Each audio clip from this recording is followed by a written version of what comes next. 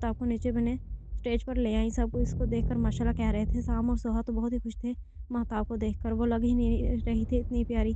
फरजाना बेगम भी एक पल के लिए साकत रह गई। माशाल्लाह माशाल्लाह बहुत प्यारी लग रही हैं हमारी बच्ची। ज़ाहिदा बेगम ने जल्दी से महताब की नज़र उतारी। सोहा और ज़मीना की भी अच्छी खासी दोस्ती हो गई थी।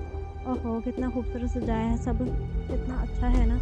हैदर ने ज़मीना से कहा। वो एकदम अपने पीछे से आने वाली आवाज़ से डर गई। उफ़! जी बिल्कुल, आपकी मालूमात में है इज़ाफ़ा कर दूँ, ये मेरा ही घर है, मुझे पता है, और ये सब मेरे भाई ने ही करवाई है। और फिर आप मुझे क्यों तंग किए जा रहे हैं? अरे से आप ही ज़मीना हैं?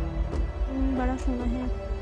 वेल लॉकेस to meet you Meena, Haider ने मुस्कुराते हुए कहा और चल पड़ा। उफ़! ये बंदा है। ज़ीना इसको देखकर हैरान परेशान हो गई। इस्लाम भाभी में साहब मुस्तफ़ा भाई को छोटा भाई। महताब ने चौंक कर इसको देखा जो शक्ल से ही शरारती नजर आ रहा था। महताब मुस्कुरा कर इसे जवाब दिया, इस्लाम भाभी मैं सोहा। मैं इससे पहले बेचारी कुछ बोलती साम बोल पड़ा, भाभी ये हमारे साथ वाले घर में रहती हैं। इसके कहने पर सब सोहा की शक्ल देखकर हंस पड़ी। इसे वाकई ये लोग काफ़ी अच्छे लगे थे।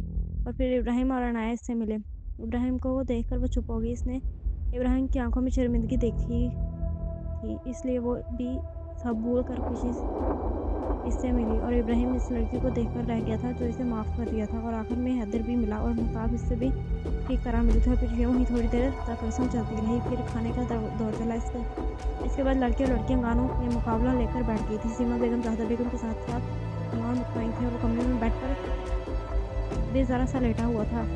अचानक इसके मोबाइल पर घंटी बजी। इसने देखा इसके मोबाइल पर सामने कुछ पिक्स सेंड किए थे। वो जल्दी से उठकर बैठा।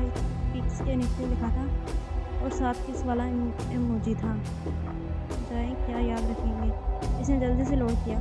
सामने महताब की पिक्स ली थी जब वो गली थी। मुस्तफ़ा कितनी देर इसके खूबसूरत चेहरे में खोया जा रहा था, जो ना जाने किस बात पर मुस्कुरा रहा था। बस मेरी जान बस पल। और फंक्शन ख़त्म होने के बाद सवाए फरजाना बेगम के सब महताब से मिलकर वापस चले गए थे। महताब और ज़मीना के दोस्तों ने देर रात तक ढोलकी बजाई और गाने गाए, जबकि महताब बहुत थक गई थी, इसलिए वो अपने कमरे में चली गई। आज का दिन भी ख़त्म हुआ और कल वो इसके पास होगी। डर की अब शदीद लहर इसके पूरे जिस्म में दौड़ गई। इस शख्स से दूर जाने के रास्ते एक एक करके बंद हो रहे थे। महताब सिमा बेगम की आवाज़ पर वो अपनी सोचों से बाहर निकली। अम्मी आप आए बैठे। सिमा बेगम इसके पास आकर बैठ गई बेड पे। अभी तक जाग रही हैं वो इसके पास सहलाते हुए बोली। अब बस नींद नहीं आ रही थी। इसने सर झुकाते हुए कहा, मेहंदी के ड्रेस में खोया गुड़िया लग रही थी, मेरी बेटी इतनी जल्दी पड़ गई होगी, मुझे पता ही नहीं चला। वो इसका हाथ पकड़ते हुए बोली, आज तुम्हारे हाथ होते तो बहुत ज़्यादा खुश होते। वो नम आंखों से मुस्कुराकर बोली। महताब की आंखें भी नम हो गई थी। तुम वाकई अम्मी आज बाबा की कमी बहुत महसूस हो रही थी।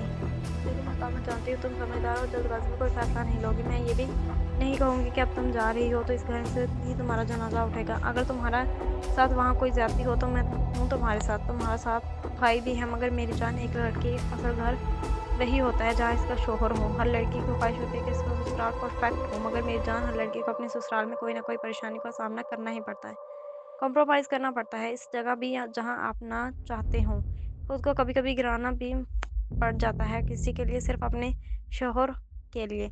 मैं ये हरगिज़ नहीं कह रही कि घुट घुट कर जियो, मगर कभी कभी सब्र का घूंट भी पीना पड़ता है। तुम समझ रही हो ना? जी अम्मी। वो सर झुकाए सब खामोशी से सुन रही थी। फरजाना बेगम इस रिश्ते के लिए राजी नहीं थी, मगर अपने बेटे के लिए खामोश हो गई। इन्होंने इसके सर पर गोया धमाका किया था, लेकिन मगर वो परेशान के सिमा बेगम को देख रही थी। इसने अपनी अटेंशन में ये नोट ही नहीं किया था। हाँ, मुझे इनका रवैया कुछ अजीब सा लगा था, मगर बाद में ज़ाहिदा बेगम ने तफसील से बताया। खैर, तुम्हें बताने का मकसद ये था कि शायद इनका रवैया तुमसे कुछ कच्चा कच्चा हो, मगर तुम परेशान ना हो, बाकी सब घर वाले तुम्हें खुश रखेंगे। इन्होंने इसके सर पर प्यार करते हुए कहा।